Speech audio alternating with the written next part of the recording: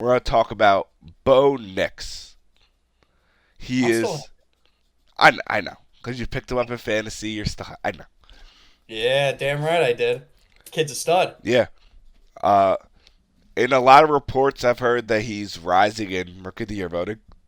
And I want to hear your take on this because I kind of disagree, but I know you agree. I don't look if you look at the people who are in the offensive rookie of the year voting, right? Jaden Daniels is still number one. I think. I think a lot of people agree on that, right? So you have to reach that level of success. Brand new team, brand new culture, coming into the NFL for the first time, right? Washington 7-4. Denver 6-5. Both teams very competitive within their respective conferences, not only conferences but divisions. Denver's probably a little bit more out of their division than Washington is in theirs. However, both still within the playoff hunt. Bo Nix, though, see, this is where my discrepancy comes into play. Jane Daniels was a top two pick. He was expected to do this. He was expected to be a very good quarterback. A lot of people thought Bo Nix was going to be a little raw. He was a later round pick for Denver. What he's doing, I don't think a lot of people expected. Plus, on top of that, he really doesn't have the best weapons in the world, right? Sure, he has Jerry Judy. No, it doesn't. Oh, no, he doesn't. My fault. Completely wrong, guys. Sure, he has Cortland Sutton. Cortland Sutton's a good football player. He's a good wide receiver. But other than that, that's really it, right? At least Jaden Daniels has Scary Terry. He has Brian Robinson. He has some good tight ends on that team. He has a better surrounding cast. I think what he's done over the last few games, especially Bo Nix, I think is extremely impressive. I mean, just some of the wins that he's had this year. The Falcons are supposed to be one of the better teams in the league. They just absolutely thumped them. The Kansas City Chiefs are supposed to be your Super Bowl contenders. They lost only because of a blocked field goal. So they're playing well over the last 2 weeks against teams that should be at the or at least that teams that people see as contenders. I think what he's done is extremely well, and then not to mention on the flip side of that, with the Commanders, or all four of their losses are against teams with above 500 winning percentages. So I'm not so by no means am I saying Jaden Daniels and Washington are shit team merchants. But you got to look at the whole scenario as you got to look at it. All right, this is why I disagree. Don't get me wrong, he has been playing great. Obviously, you said he beat a good Falcons team. He could have beat a good Chiefs team. Those two back-to-back weeks. The reason why I'm saying this is because the way he started off the year. I understand, like, because what I'm hearing, what I'm seeing is that he's rising to like the top to where it's like Jaden Daniels and then him. I don't think it Yeah. should be that, in my opinion. I realistically speaking, this might be a crazy statement to say. I think it should be Jaden Daniels and then what is his name? Oh my god. Uh Brock Bowers. Okay. And then Bo Nix. The reason why I'm saying that is because number one, Brock Bowers isn't getting enough credit as he deserves. He's having a great year as a tight end. He's leading the league in receiving yards as a tight end. And he's I believe not in touchdowns, but he's doing very well as a rookie year for a tight end, doing very well.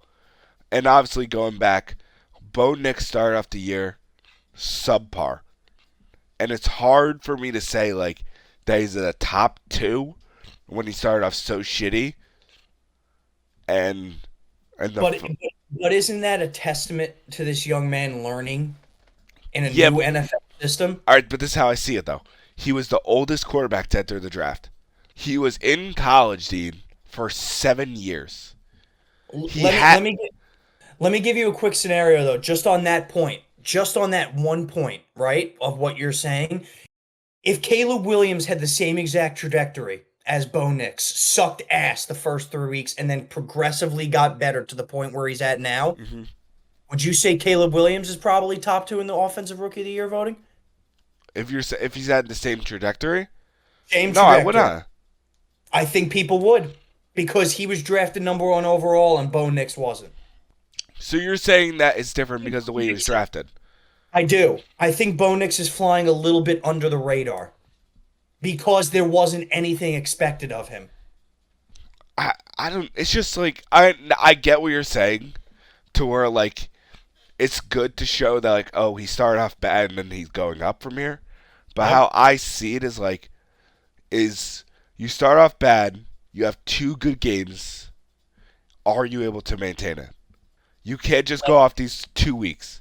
Completely agree. He has to continue to improve moving forward. If not, stay stagnant. He can't go out there this week against the Las Vegas Raiders and throw a shitter. Exactly.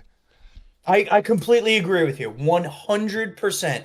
This is the thing with all quarterbacks, especially when they're young. And yes, he is one of the older rookie quarterbacks like you just mentioned, but there's got to be consistency, especially if you're going to be a good team in this league.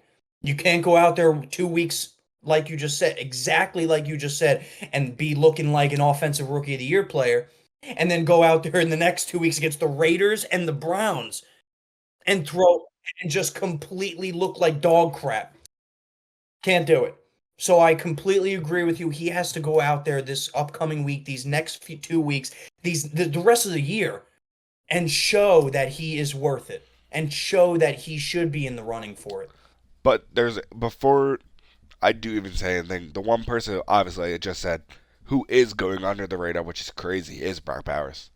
He is. He is one of, if not the best tight end this year. He truly is. I mean, he is absolutely phenomenal. 700 yards on the year. We're only 11 weeks in. 70 receptions on the year. We're only 11 weeks in. 3 touchdowns, a little bit mediocre, but I think that's more or less just on the Team. prospect of being on the Raiders, where they're 2-8. So his receptions and his yards numbers are crazy for being on a horrible team with Gardner Minshew as your quarterback.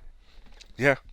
What he's doing is extremely impressive. Not to mention, obviously, it's going to be shown, but that last game that he just had, 13 receptions, 126 yards, a touchdown, 16 targets. Not to mention, he's a rookie, but he's already the number one target leader on the team. 100%. And that I think goes to show how trusted he is already within this league. Which is crazy to say. As a rookie, it's hard to be, especially as a tight end.